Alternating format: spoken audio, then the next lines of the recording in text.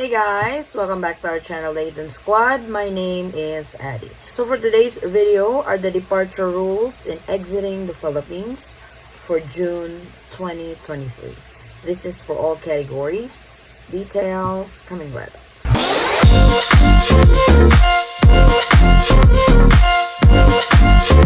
So I have been receiving quite a bit of inquiry when it comes to the departure rules when you leave the Philippines as a foreign national, Filipino citizen, dual citizen, former Filipinos, or Balikbayans. So this video is the travel checklist for departing passengers from the Philippines.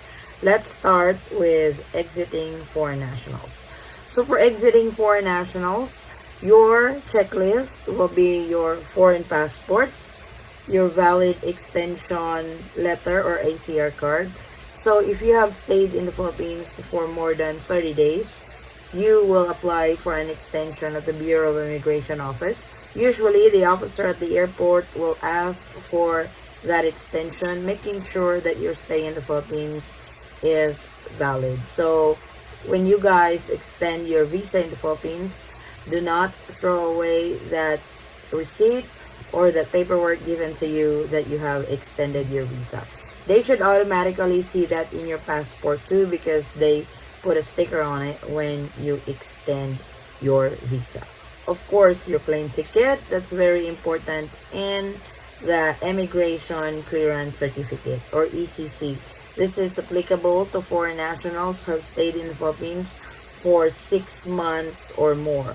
If you have stayed in the Philippines for only 3 months, 4 months, 5 months, you guys don't have to secure the Immigration Clearance Certificate, only for foreign nationals who have stayed in the Philippines for 6 months or more. Next is for exiting former Filipinos or Balikbayan. So these are Filipinos who went abroad, have naturalized abroad, but did not apply for dual citizenship. These are your travel checklist. Of course, number 1, your foreign passport. Number 2, your plane ticket. And number 3, ECC, only if you have stayed in the Philippines for 18 months or more. I hope we are clear on that, because sometimes I get a lot of message, even though I have already explained this on the video, that you only get this if you have stayed for 18 months or more. Miss Addie, I have stayed for a year in the Philippines. Do I need to get it? 18 months or more, you will have to secure for the exit clearance or the Immigration Clearance Certificate. This can be acquired at the nearest Bureau of Immigration in your area, or you can do it at the airport. They have an extension office at Terminal 3. You can get this when you get to Manila ahead of time of your flight. Like I said, for foreign nationals, that's 6 months or more. For former Filipinos or Balikbayans, that's 18 months or more. I know this will be asked again at the comment section if foreign nationals need to register with e-travel exiting the Philippines. The answer to that is no. Foreign nationals don't need to register with e-travel when departing the Philippines, only if you are entering the Philippines. So don't get confused on it. There are only certain categories that needs to register with e-travel, and foreign nationals are not one of them. Next is departing or exiting tourists. These are for Filipino citizens. So those Filipinos going abroad on a tourist visa, here are your checklist. Of course, your valid Philippine passport. Make sure that your passport has 6 months of validity in it. Since you are going abroad, that rules apply. Number 2 is your valid visa. Of course, this is if your country of destination requires a visa prior to departure, because there are countries that gives you visa upon arrival, like Hong Kong, or Indonesia. But if a particular destination requires a visa, you must have a valid visa. Next is round-trip ticket. As a tourist in a different country, you are required to have a round-trip ticket. E-travel registration is required. Since you are a holder of a Philippine passport, you must register with e-travel registration within 72 hours prior to your departure. Also, travel and health insurance.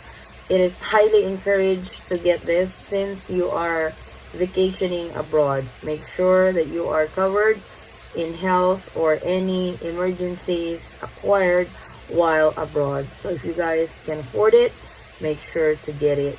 It's better to be safe than sorry. Our next category is exiting green card holders. So these are Filipinos who are permanent resident of a particular country. First is your valid Philippine passport, of course. Then your green card or permanent card.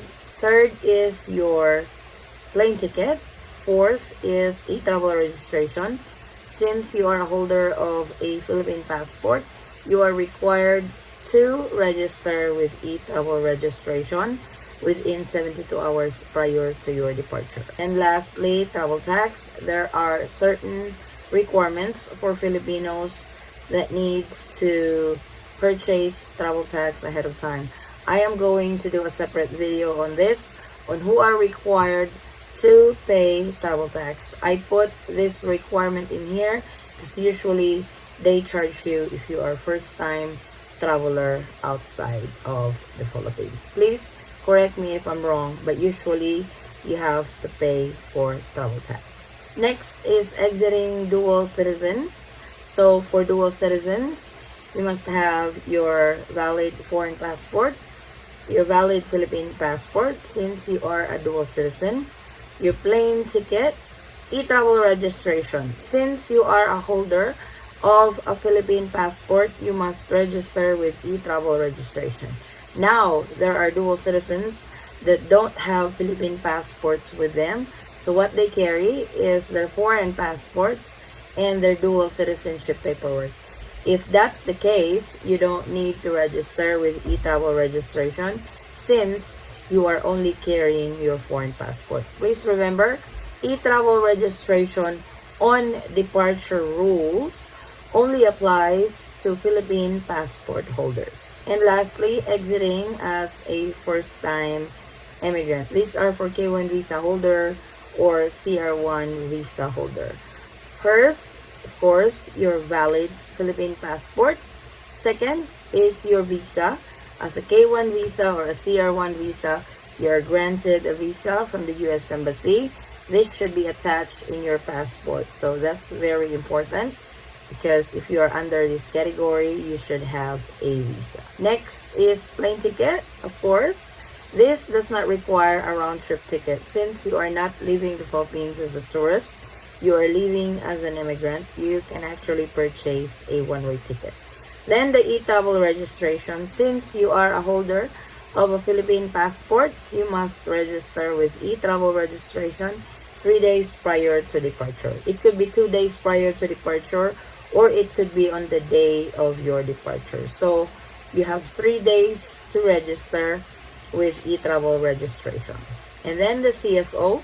This is very important, especially for first-time immigrant going to a particular country. This is required by the Philippine government.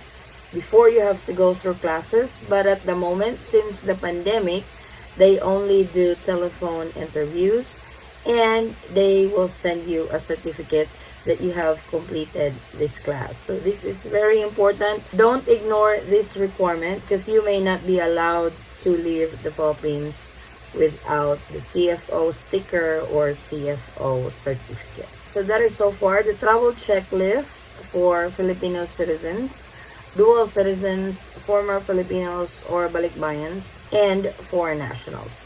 I know I generalized the foreign nationals.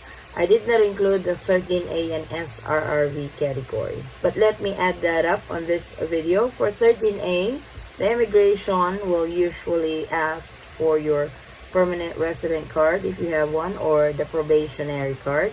And for SRRV, they will ask for the SRRV ID that you have. That's usually the immigration officer asks if you are in a certain category as a foreign national in the Philippines, if you are under a tourist, you are under a permanent residency, which is the 13A, or you are under SRRV. So I just wanted to put it out there just in case somebody will ask, hey, you did not mention about 13A and SRRB. So usually they will only ask for the ID that you have as a permanent resident or a special retirees resident visa or SRRB. So these are the rules in departing or exiting the Philippines as of June of 2023. I wanted to confirm to those travelers who just exited the Philippines or left the Philippines very recently, were you guys still asked to fill out the declaration form given to you at the airport? Please let me know in the comment section, because I've heard before that you guys don't need to fill this out anymore. I would appreciate it if somebody can confirm if you guys still have to fill out the declaration form or you don't need to fill out the declaration form anymore. Thank you guys so much for watching. If you have any questions, concerns, or inquiries with regards to this video or in any of our travel related videos, please comment it down below and I will try to get back to you guys as soon as I can. Or you can direct message me in our Facebook page, same handle, the Eaton Squad. Again guys, thank you so much for the continued support and trust to our channel and to our family. I hope to see you on our next travel update. Stay safe, stay healthy, and God bless everyone.